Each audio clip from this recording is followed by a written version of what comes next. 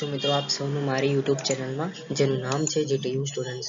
મિત્રો આના પહેલાના વિડીયોમાં આપણે ડિસ્કસ કરી ગયા કે તમારું diploma to degree common entrance ટેસ્ટનું જે સેમ્પલ ક્વેશ્ચન પેપર જે છે એ કયા ટાઈપનું છે, તો એના રિલેવન્ટ બી અમુક ક્વેશ્ચન હતા જો મેં એમાં સોલ્વ કર્યા હતા. ઇવન એમાં જ એના જ વિડીયોમાં મેં તમને બે બ્રેકિંગ ન્યૂઝ સંભળાવેલી હતી. તમે જો એ વિડીયો નહીં જોયો હોય ને તો જલ્દી જઈને જોયા હોય, એની લિંક એની ડિસ્ક્રિપ્શન બોક્સમાં મૂકી દઉં છું. તો frequently asked question for DDCET, ઘણા બધા ક્વેશ્ચનો જે છે છોકરાઓના મનમાં હજી પણ છે કે આ DDCET ના રિલેટેડ બહુ બધું કન્ફ્યુઝન પણ છે. તો હું મારા તરફથી પૂરેપૂરો કોશિશ કરું છું કે આના રિલેટેડ કોઈ પણ ક્વેશ્ચન હોય તો આ વિડીયોમાં સોલ્વ થઈ જશે. અને જો તમને આના રિલેવન્ટ કોઈ બીજો ક્વેશ્ચન હોય તો તમે એ પણ મને પૂછી શકો છો કોમેન્ટ સેક્શનમાં. હું એમનો આન્સર આપવાનો પૂરેપૂરો કોશિશ કરીશ. તો જો તમે મારી ચેનલમાં નવા છો તો પ્લીઝ સબસ્ક્રાઇબ કરી દો. તો આપણે આગળ જઈએ. તો સૌથી પહેલા જે છે ક્વેશ્ચન એ છે કે શું છે આ DDCET નો મિનિંગ શું છે. તો DDCET એટલે કે diploma to degree common entrance test for admission in D2G engineering અથવા તો ફાર્મસી. પહેલા કેવું થતું હતું, ડિગ્રીમાં જવું હોય તો તમારું 5મા સેમની માર્કશીટ અને 6ઠ્ઠા સેમની માર્કશીટમાં જેટલા તમારા SPI આવ્યા હોય એના બેઝ ઉપરથી તમને સારી એવી ગવર્મેન્ટ કોલેજમાં મળી જતું હતું. પણ શું પ્રોબ્લેમ થયો એ આપણે ડિસ્કસ કરીશું, અને કેમ આ DDCET લાયા એ પણ આગળના ક્વેશ્ચનમાં આ સવાલ કવર કરીશું. અત્યારે તમે જોઈ લો કે ભાઈ diploma to degree common entrance test આપણે રાખેલી છે જ્યારે તમને ડિપ્લોમા પછી ડિગ્રી કરવું હોય, ભલે તે પછી એન્જિનિયરિંગ હોય કે પછી ફાર્મસી બેકગ્રાઉન્ડ હોય. ઓકે, ખબર પડી ગઈ. ત્યાર પછી જુઓ, what is the need of DDCET examinations. ભાઈ જરૂર કેમ પડી આ DDCET ની? ઓકે, તો it is found that there is a huge variation of students applied from the different boards and according location of the seats is also varied as the allocation of seats is based on the prorate of applicants from different boards. કેવું થતું હતું મિત્રો, એવું diploma to degree કરવું હોય તો એવું જરૂરી નથી કે તમે ફક્ત ડિપ્લોમા જે છે તમે GTU ના અંડર કર્યો હોય તો જ તમે GTU ના અંડર ડિગ્રી કરી શકો, એવું નથી હોતું. લોકો કેવું કરે છે, પ્રાઇવેટ યુનિવર્સિટીમાંથી પણ પછી ડિગ્રી કરવા માટે GTU ની અંદર આવે છે. તો એવા ટાઈમે કોમ્પિટિશન જે છે થોડું હાઈ થઈ જતું હતું. Accordingly, it can be some of that particular the students passing the diploma from small boards are getting a less number of seats compared to the major board lead students to dissatisfaction or feels they are not given equal chance of admissions. કેવું થતું હતું કે તમે private યુનિવર્સિટીમાંથી કર્યું, okay, તો એ લોકોને જે છે હાઈએસ્ટ માર્ક્સ આવી જતા હતા. કેમ? કારણ કે પ્રાઇવેટ યુનિવર્સિટી વાળા કાંઈ એટલું બધા ધ્યાન નહીં આપતા હતા અને આપી દેતા હતા છોકરાઓને 9 SPI 10 SPI, રાઈટ. તો એવા કન્ડિશનમાં કેવું થતું હતું, જે છોકરો ખરેખર ડિપ્લોમા જેને ગવર્મેન્ટમાંથી કરેલું છે, ઘણી એવી મહેનત કરેલી છે, તો બી એને માર્ક્સ એટલા જોઈએ એવા નહીં મળ્યા.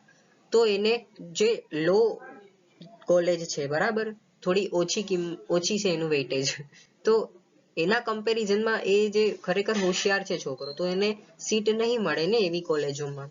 તો પરંતુ જે નોર્મલ પ્રાઇવેટ યુનિવર્સિટીમાંથી છે તો એ છોકરાને સારી એવી કોલેજ મળી જાય. તો આવો અન્યાય ન થાય એટલે જ આપણે DDCET ની એક્ઝામ કન્ડક્ટ કરેલી છે. Also due to a greater number of boards, distribution of the seats and preparation of merit list has become more complicated. એટલે જેમ મેં તમને વાત કરી, છોકરાઓની સંખ્યા બહુ બધી છે પરંતુ સીટો એના કમ્પેરિઝનમાં ઓછી છે. ઓકે, તો moreover many more private institute universities are increasing. As a result, many university award diploma in engineering and therefore distribution of seats and preparation of merit list has become more complicated in future. તો છોકરાઓ જે છે ઘણા બધા admit થાય છે બરોબર, કેમ કે એ લોકોને સાયન્સ જે છે થોડું હાર્ડ પડે છે, તો એવા કન્ડિશનમાં લોકો બિચારાઓ ડિપ્લોમા લઈ લે છે. તો આમ ડિપ્લોમાની સંખ્યા જે છે બહુ વધતી જાય છે. આજકાલ તમને ખબર છે કોમ્પ્યુટર અને IT ની બહુ બધી ડિમાન્ડ છે માર્કેટમાં. તો લોકો કેવું કરે છે, 12મું સાયન્સ કર્યા કરતા ડિપ્લોમાને એને વધારે પ્રિફર આપે છે. ઓકે, તો આ કન્ડિશનમાં નંબર ઓફ કેન્ડિડેટ બહુ બધા થઈ જાય પરંતુ સીટ જે છે ઓછી થઈ જાય છે. તો નંબર ઓફ કેન્ડિડેટ વધારે થઈ જાય તો જેમ મેં તમને પહેલાના વિડીયોમાં પણ બધું કીધેલું હતું કે નંબર ઓફ કેન્ડિડેટ વધી જાય તો એનો મતલબ કેવો થાય કે ભાઈ એમાં માર્ક્સનું વેઇટેજ બી જે છે વધી જાય. ઘણા એવા સ્ટુડન્ટ જે છે નીકળે છે કે જેમને 9 SPI હશે, ઘણા બધાને સેમ જ માર્ક્સ હોય છે, તો એવા કન્ડિશનમાં મેરિટ બનવું પણ અશક્ય હતું, રાઈટ. તો in order to avoid such discrepancy, ambiguity, dissatisfaction among the students, and to bring all applicant students on a common and equal platform, it is suggested to introduce a common entrance test which is called DDCET examination. એટલે આવું બધું અન્યાય ના થાય છોકરાઓ જોડે, તો એને ધ્યાનમાં લઈને આ ACPC બોર્ડ દ્વારા જે છે, GTU બોર્ડ દ્વારા આ DDCET એક્ઝામ જે છે રાખેલી છે. ઓકે, તો ત્રીજો ક્વેશ્ચન કંઈક આ પ્રકારે હશે કે ભાઈ હાઉ ટુ રજીસ્ટ્રેશન, તમારે રજીસ્ટ્રેશન કઈ રીતે કરવાનું, કયા વેબસાઇટમાંથી કરવાનું, તો gujacpc.admission.nic.in થી તમારે રજીસ્ટ્રેશન કરવાનું રહેશે. જુઓ મિત્રો, તમારે ચિંતા કરવાની કઈ જરૂર નથી, તમે ફક્ત મારી YouTube ચેનલને સબસ્ક્રાઇબ કરી દો અને બેલ આઇકનને પ્રેસ કરી લો, તો DDCET ના રિલેટેડ કઈ પણ અપડેટ આવશે, આઈ વિલ ગાઈડ યુ, હું તમને ચોક્કસ ગાઈડ કરીશ. આપણે ફોર્મ પણ કઈ રીતે ભરવાનું વગેરે બધી ડિટેલ્સ પણ આપણે જે છે જોઈશું. ઓકે, તો તમારે શું કરવાનું છે, ફક્ત મારી YouTube ચેનલને સબસ્ક્રાઇબ કરી લેવાનું છે. જો તમે Instagram વાપરતા હો તો Instagramમાં સબસ્ક્રાઇબ કરી લો અને WhatsApp ચેનલને પણ જોઈન થઈ જાઓ. બધાની લિંક હું ડિસ્ક્રિપ્શન બોક્સમાં મૂકી દઉં છું, સો ડોન્ટ વરી. ત્યાર પછી what is the registration fee of DDCET, એટલે કે DDCET ની જેમ તમે એક્ઝામ આપો છો તો એની બી તો પરીક્ષા ફી હશે જ ને, તો એની પરીક્ષા ફી જે છે 250 રૂપિયા હશે, એટલે કે 250 રૂપિયા હશે. હવે ક્વેશ્ચન એ હશે કે ભાઈ રજીસ્ટ્રેશન પ્રોસેસ જે છે ક્યારથી સ્ટાર્ટ થશે, તો મિત્રો જે તમને બે બ્રેકિંગ ન્યૂઝની વાત કીધેલી હતી બરોબર, તો એ ફેબ્રુઆરી ના મંથથી એટલે કે 6 ફેબ્રુઆરીથી જે છે તમારું DDCET નું રજીસ્ટ્રેશન જે છે ચાલુ થઈ જશે. તો આઈ રિક્વેસ્ટ ટુ યુ કે પ્લીઝ આના પહેલાનો વિડીયો જે છે જોઈ લો, મેં જે કાલે જ વિડીયો બનાવેલો છે, મેં તમને બે બ્રેકિંગ ન્યૂઝ આપેલી હતી. પહેલી તો DDCET ક્યાંથી સ્ટાર્ટ થશે અને એની એક્ઝામ ક્યારે હશે, તો હું આ વિડીયોમાં ડિસ્કસ નહીં કરું, તમે એ વિડીયો જોઈ લો. પછી 6થા નંબરનો ક્વેશ્ચન એવો છે કે who can apply four DDCET, DDCET પરીક્ષા કોણ આપી શકે છે, કોણ એલિજિબલ છે, કયા સ્ટુડન્ટ્સ આપી શકે છે, તો students who have passed in diploma from recognized board university in the state of Gujarat in that admission year, as well as students who have passed diploma from a recognized board university across the country from 0.5% seat in the government institute, candidate appearing in the last semester will be eligible. કોઈ એવા છોકરાઓ છે કે જેને ભલે GTU ના અંડરમાંથી નહીં કર્યું પણ કોઈ બી યુનિવર્સિટીમાંથી એમને ડિપ્લોમા કોર્સ કમ્પ્લીટ કર્યો છે, ભલે એને ગયા વર્ષે કમ્પ્લીટ કર્યો હોય, તો એ પણ જે છે DDCET ની એક્ઝામ આપી શકે છે. ઇવન એવા છોકરાઓ પણ આપી શકે છે જે અત્યારે 6th સેમિસ્ટરમાં છે, એટલે કે હજી કન્ટિન્યુ છે, એ લોકોનું ડિપ્લોમા ચાલુ છે, ઓકે, એ વાળા સ્ટુડન્ટ્સ પણ આપી શકે છે. Candidate who have passed diploma from recognized board university in the state of Gujarat, it is the previous year and seeking admission in degree, right. Students have bachelors of science and a diploma vocational from a recognized board university in Gujarat state as per the provision of AICTE, All Indian Council of Technical Education દ્વારા જે છોકરાઓએ diploma in vocational complete કર્યું છે કે પછી એમની જોડે bachelor of science ની degree છે, BSc જેને કહેવામાં આવે છે, ઓકે, તો એ લોકોને બી આજે બેચલર્સ કરવું હોય તો એ લોકો પણ એલિજિબલ છે, પણ એમને DDCET ની એક્ઝામ જે છે આપવી જ પડશે, તેના થ્રુ તેમને એડમિશન જે છે થશે, right. પછી students who have passed in diploma from board university from outside state as per existing rule, candidates should be fulfill the SICTE eligibility criteria. તો જે કોઈ એવો કેન્ડિડેટ છે કે આઉટ ઓફ સ્ટેટ ના છે પણ એમને ડિપ્લોમા જે છે કમ્પ્લીટ કરવું છે, ભલે મહારાષ્ટ્રન છે કે પછી મધ્યપ્રદેશના છે, એમને ત્યાંથી ડિપ્લોમા કમ્પ્લીટ કરવું અને એ ચાહે છે કે ભાઈ હું બેચલર્સ જે છે ગુજરાત સ્ટેટમાંથી કરું, તો એ લોકો પણ જે છે આ DDCET ની એક્ઝામ આપે છે. મિત્રો આપણી 7મા નંબરનો ક્વેશ્ચન જે છે એ છે કે who will conduct DDCET exam, તો ગુજરાત ટેકનોલોજીકલ યુનિવર્સિટી એટલે આપણું ગટ્ટુભાઈ એ એક પ્રકારની નોડલ એજન્સી છે કે જે આ DDCET એક્ઝામ જે છે કન્ડક્ટ કરશે, એટલે કે GTU જે છે આનું પેપર પબ્લિશ કરશે, ઓકે.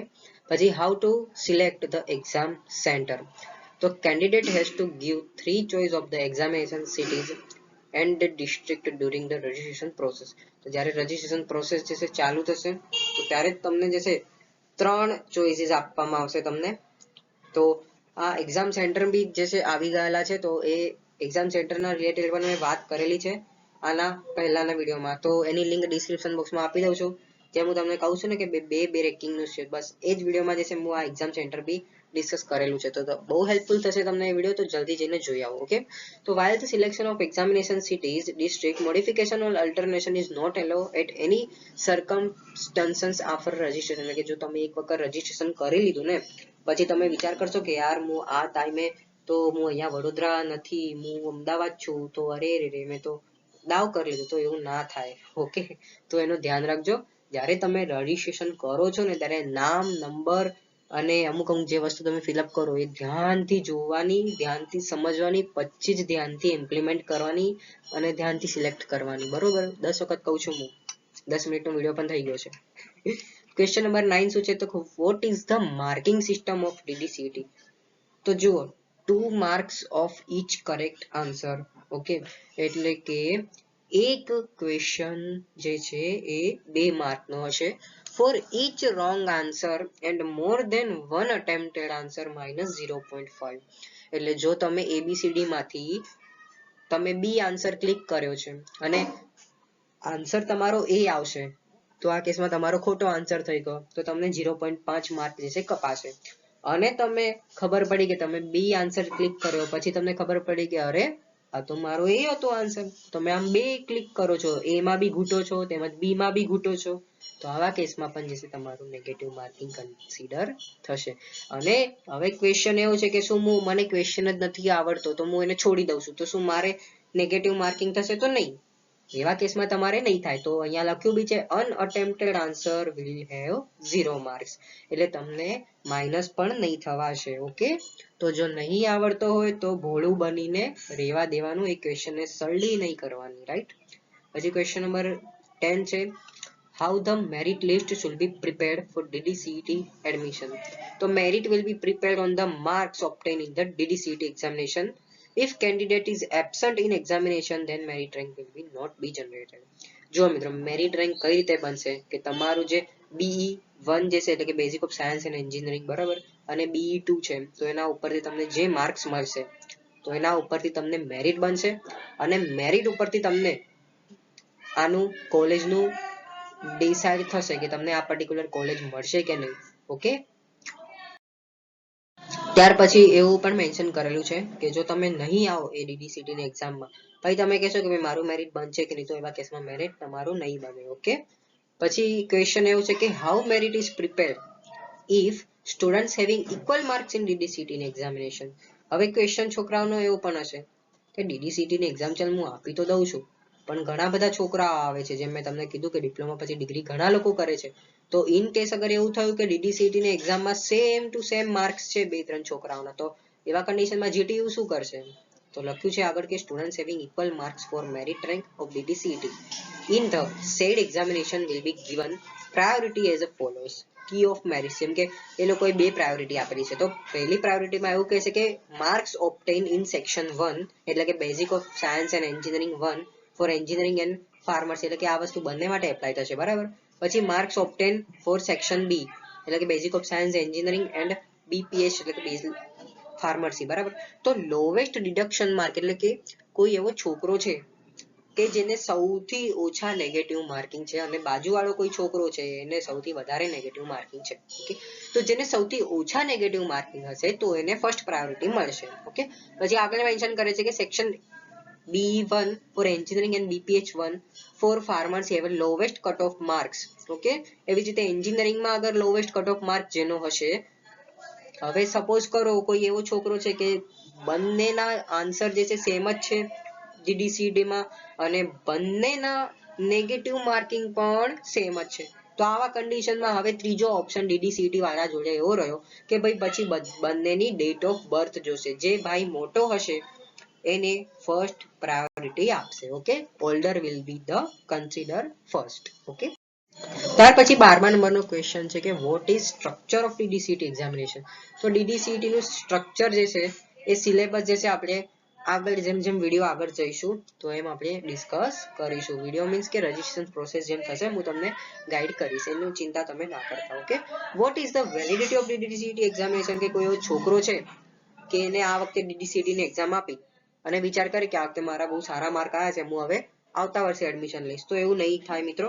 તમારું જે DDCET નું રિઝલ્ટ જે છે ફક્ત અને ફક્ત 1 જ વર્ષ માટે માન્ય રહેશે. તો the validation of result of DDCT is only for respective admission year, એટલે કે 2024-25 માં તમારું એડમિશન થાય છે તો આ એક જ વર્ષ તમારું માન્ય ગણાશે. ઓકે, પછી what is the procedure for registration for diploma to degree admission? તો ભુજ ACPC દ્વારા તમારું જે રજીસ્ટ્રેશન છે થશે, રાઈટ, ACPC ના વેબસાઇટ ઉપરથી. પછી what is the registration fee for diploma to degree admission? તો જો મિત્રો તમે DDCT ની એક્ઝામ આપો છો, ઓકે, તો એની જે ફી જે છે એ તો 250 રૂપિયા છે. પછી આગળ જઈને જે તમે ડિપ્લોમા ટુ ડિગ્રી નું એડમિશન કરશો એની ફી 350 રૂપિયા હશે. તેમજ તમારે જે કોલેજમાં એડમિશન મળશે તો એની એડમિશન ફી અલગ હશે. તો આ વસ્તુ ધ્યાન રાખજો. 2-3 વસ્તુ છે, એવું ના સમજતા કે મેં ફક્ત DDCT ની એક્ઝામની ફી આપી દીધી તો હું રાજા બની ગયો. ઓકે, એના પછી પણ બીજી બધી ફીઝ આવે છે. તમે મારી ચેનલમાં સબસ્ક્રાઇબ કરજો એટલે જેમ રજીસ્ટ્રેશન પ્રોસેસ ચાલુ થશે I will guide you. Okay, ત્યાર પછી આપણા છેલ્લા 2 ક્વેશ્ચન છે.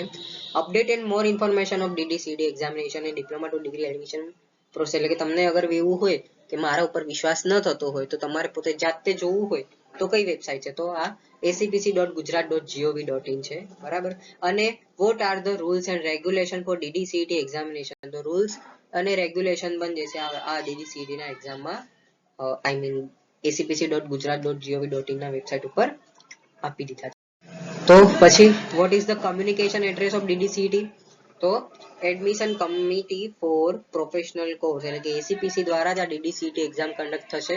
ઓકે, તો એ ક્યાં છે? તો કે એ છે આપણું LD એન્જિનિયરિંગ કોલેજ કેમ્પસ અમદાવાદમાં, કે જેમાં તમારો GTU સ્ટુડન્ટ્સનું જે પેજ ચલાવે છે, એટલે કે હું આ જ કોલેજમાં છું, બરાબર. તો ઇન કેસ જો તમારે મારે કોઈ ગાઈડન્સ જોતી હોય તો હું તમને ડેફિનેટલી હેલ્પ કરીશ, right. Thank you so much for watching my video. And જો તમે મારી ચેનલમાં નવા છો તો પ્લીઝ રિક્વેસ્ટ છે મારી ચેનલ સબસ્ક્રાઇબ કરી દો અને મને સપોર્ટ કરો. Okay, thank you so much.